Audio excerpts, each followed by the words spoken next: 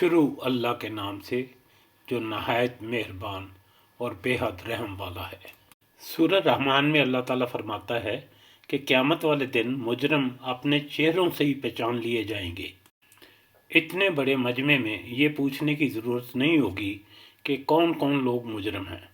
مجرموں کی خوفزدہ آنکھیں، ان کی گھبرائی ہوئی صورتیں، ان کے چھوٹتے ہوئے پسینے خود ہی یہ راز فاش کر دیں گے کہ وہ مجرم ہیں۔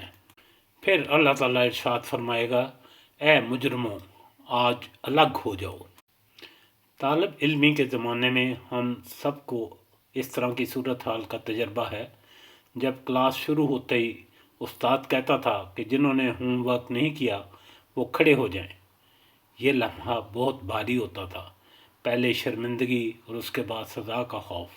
شرمندگی صرف کلاس فیلوز کے سامنے، لیکن یوم حشر جب یہ آواز آئے گی تو مجرموں کے طور پر لوگوں کو اپنے اپنے والدین، اپنی اولاد، برادری، دوست، ملے دار، جان پہچان والے لوگ، ملازم اور سبارڈینیٹ سب کے سامنے چھانٹ کر الگ کیا جائے گا۔ اس وقت کی ندامت، شرمندگی کا ذرا اندازہ کریں۔ جہنم کی سزا اس کے علاوہ ہوگی۔ اس کے بعد نیک لوگوں کو اور بدکاروں کو علیحدہ علیحدہ چھانٹ کر دیا جائے گا۔ کافروں کو مومنوں سے دور کر دیا جائے گا۔ اس کے بارے میں سورہ روم میں اللہ تعالیٰ نے فرمایا ہے کہ جس دن قیامت قائم ہوگی اس دن مومن اور کافر الگ الگ ہو جائیں گے۔ جنتیوں پر نوازشیں ہو رہی ہوں گی اور جہنمیوں پر سختیاں۔ اللہ تعالیٰ ان کو ڈانٹتے ہوئے کہے گا، کیا میں نے تم سے عہد نہیں لیا تھا کہ شیطان کی تابعداری نہ کرنا؟ وہ تمہارا کھلا دشمن ہے۔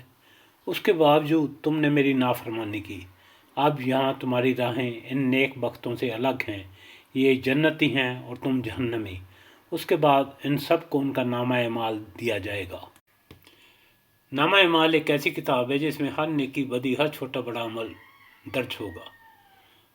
آپ دیکھیں گے کہ مجرم اپنے سر جھکائے اپنے پروردگار کی بارگاہ میں کھڑے ہوں گے اور عرض کریں گے، اے پروردگار، ہم نے دیکھ لیا اور سن لیا، ایک بار پھر ہمیں دنیا میں واپس بھیج دے، اب ہم نیک کام کریں گے، اب ہمیں یقین آ گیا ہے۔ لیکن اب یہ ممکن نہیں ہوگا، چونکہ دنیاوی زندگی یعنی امتحان کا وقت ختم ہو گیا ہے۔